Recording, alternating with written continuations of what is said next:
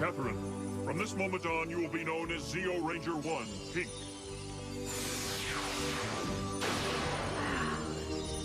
Tanya, you will be known as Zeo Ranger 2, Yellow. The subcrystals the rest of you retrieved have given you new colors. Rocky, you are now Zeo Ranger 3, Blue.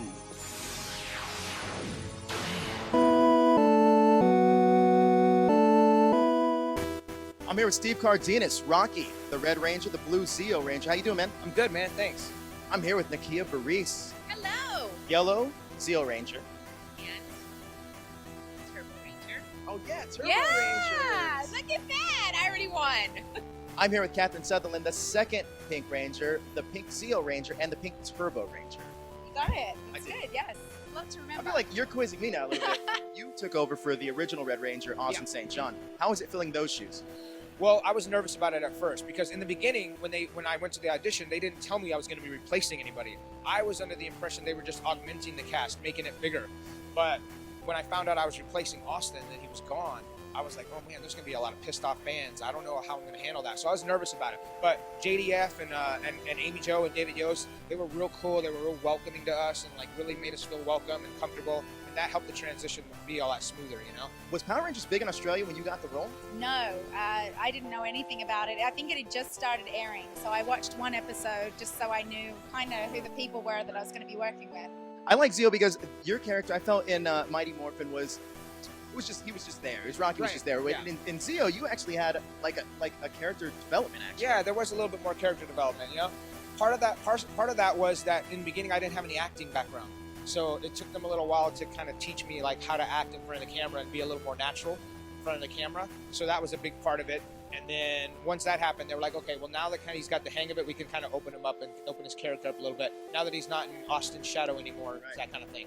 In terms of the three different shows that you were on, which one was your favorite in terms of your character development? I think Zeo, because I think she really came into her own, and they really worked on developing her storyline. And you really got a sense of who Kat was. She wasn't Kimberly's replacement anymore. That was the suit that I really got to own my character. You know an episode I really liked? No. Is You're going to tell me though. Yeah, I am going to tell you. Okay. The one where you sing. Oh, I loved that episode. I did. Was that I written? actually did two singing ones. One where it was myself, yes. I was presented with a possible record deal, but Tanya chose to stay a Power Ranger as opposed to going off and starting her music career. You know, which was a great decision because then I stayed on the show. How about that? Quick question: was that written specifically for you, like in terms of like music ability? Yes. Was it really? Yeah. And actually, Doug, the one that was just here, he was one of the writers and producers and so forth for the show. And I was actually named after him. He's Doug Sloan. My last name was Tanya Sloan. I love it because you were a sense of a little bit of like comic relief sometimes.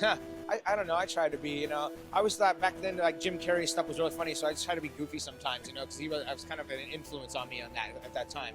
Is that kind of what they wrote into the show for you? Yeah, I think they kind of tried to go with that a little bit because, you know, they saw what my character was trying to do and they kind of like went with that. Right. So when I got on the show, they asked, you know, particular questions like what are some things that you do in life and any sports that you do? Do you sing? And actually, they heard me singing in my dressing room area.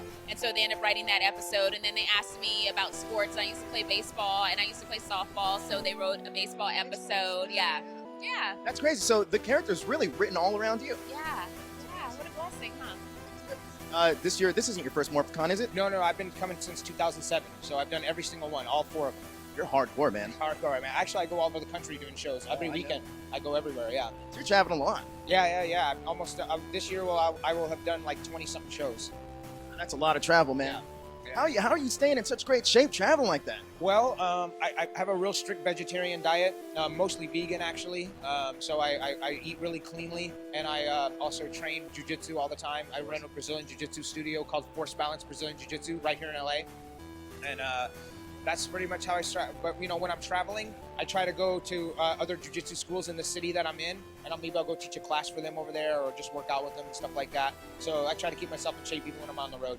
Right, and how did you transition from like the karate style of martial arts to Brazilian Jiu-Jitsu? Well, that's actually an interesting story because I was running my karate school in California several years ago, And this guy walked in off the street talking about Brazilian Jiu-Jitsu, and I'm like, I don't know about Jiu-Jitsu, you know, because we were skeptical, you know. So he was like, well, let me just demonstrate it on you. And he demonstrated it on me and like kicked my butt in like 10 seconds and like put me in a chokehold. And I was like, what's going on here? I had no idea. So after that, I was hooked, and I was like, okay, I know this is legit. So That's just a little sparring session you guys had? yeah, we just had a sparring session. It actually only lasted 10 seconds. He like tapped me out in 10 seconds. Wow, I've even been training martial arts for years and years and years and years.